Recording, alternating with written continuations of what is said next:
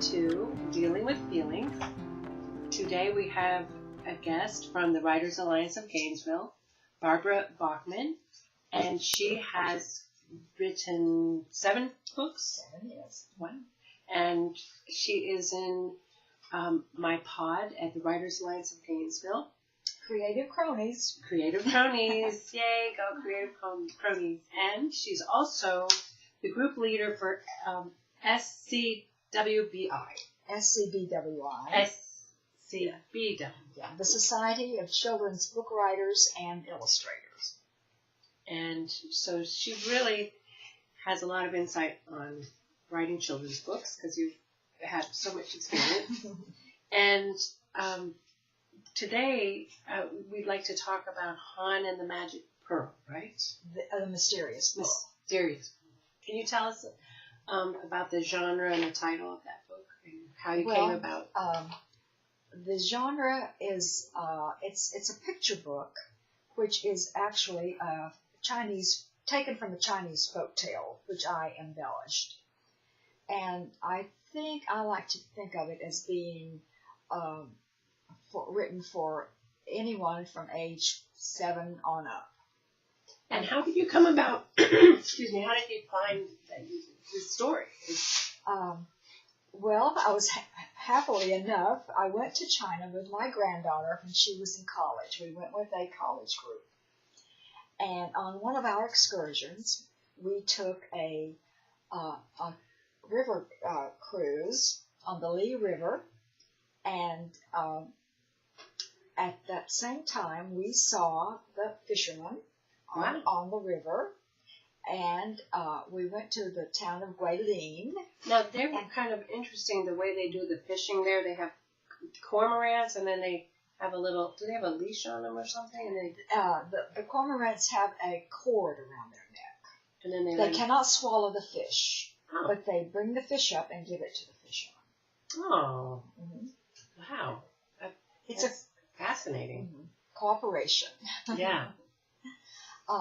Near the city of Guilin, there is a place called Return the Pearl Cave.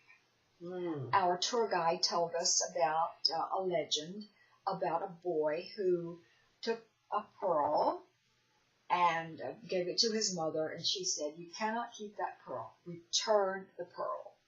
So that's why the cave is called Return the Pearl Cave. Oh.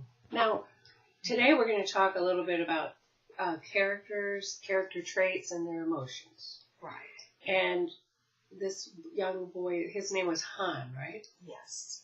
And he had all kinds of emotions, right? And I'd like to... Quite a variety. I'd like to, if you don't mind, No. take out my feelings chart Mm-hmm. Mm-hmm. and see if we can pick out some of the feelings that Han had and how they might be in the book. Can you... Well, you were talking about awe or something like the pearl. Han's father had died, so he had a feeling. One of his emotions is grief, Mm-hmm. but that is before the story opens. Now he feels as if he's a teenage boy, so he feels that he wants to take care of his mother. And another one of his emotions is love. He dearly loves his mother. And when he wants to take care of her, and when he has an opportunity to do that, what he thinks, he finds a pearl in the cave. The pearl is owned, well, he doesn't know who the old man is, but the old man is holding his hand over the pearl. He's asleep.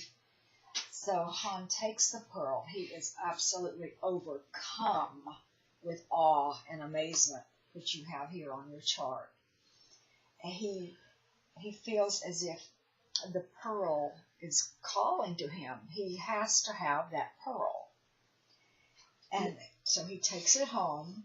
And I think, of all the feelings, that was the one that you felt was the most powerful in the story? But he goes around at all the feelings, right? Another emotion that is equally as strong as the amazement. And that would be later on, after his mother tells him to return the pearl, which he does. And he has that moment where he realizes that he has done wrong.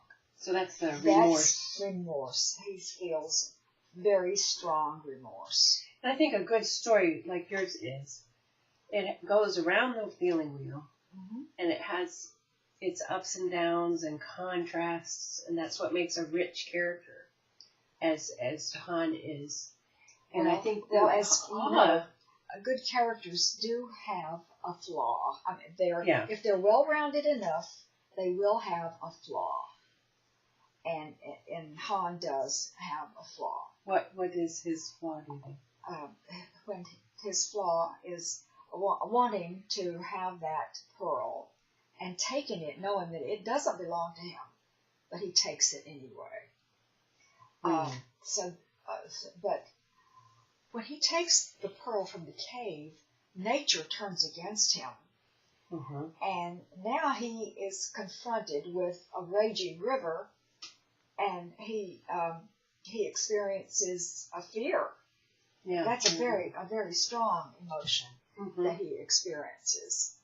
Now, when you write the emotions in the characters, how do they say show, don't tell?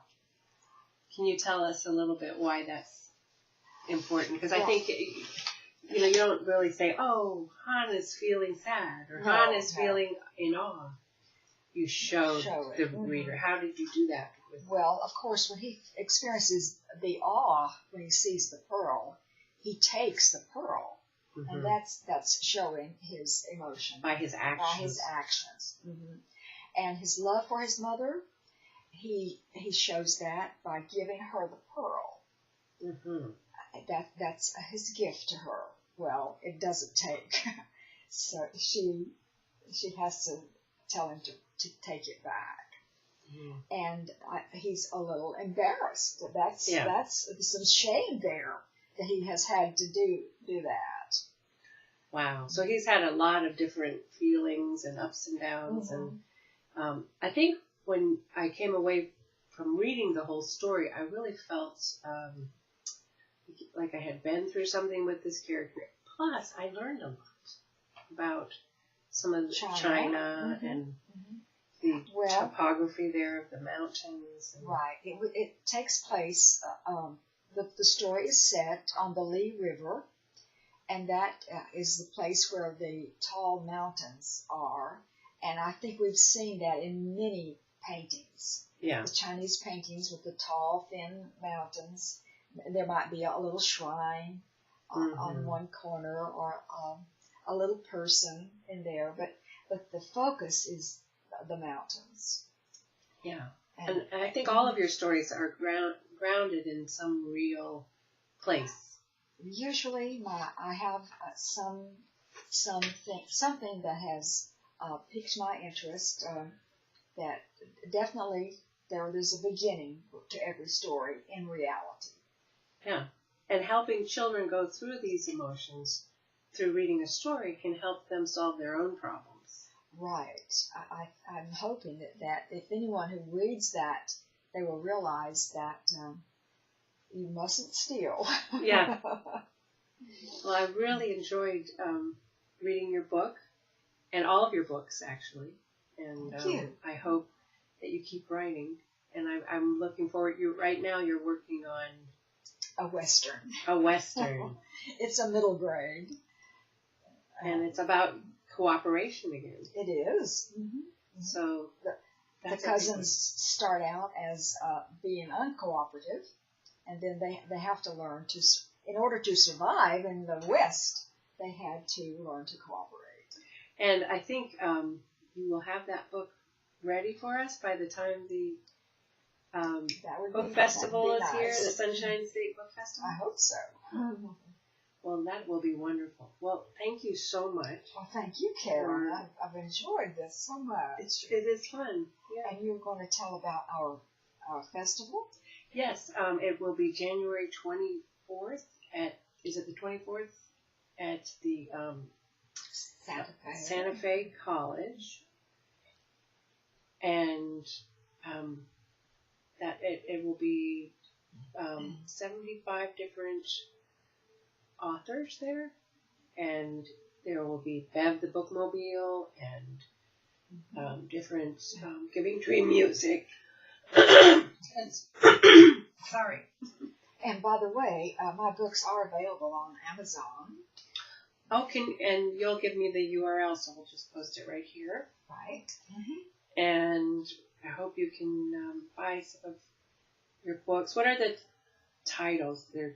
Could you tell us all the titles? Well, my picture books are Fantastic Flight, Bon Bon, Arctic Danger, Colby Mouse's Christmas Gift. My daughter needs to help me.